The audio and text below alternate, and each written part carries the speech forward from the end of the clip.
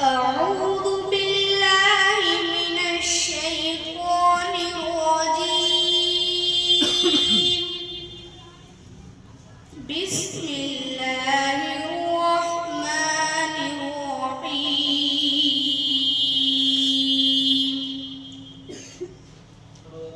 ولله ما في السماوات وما في الأرض ليجزي الذين أساءوا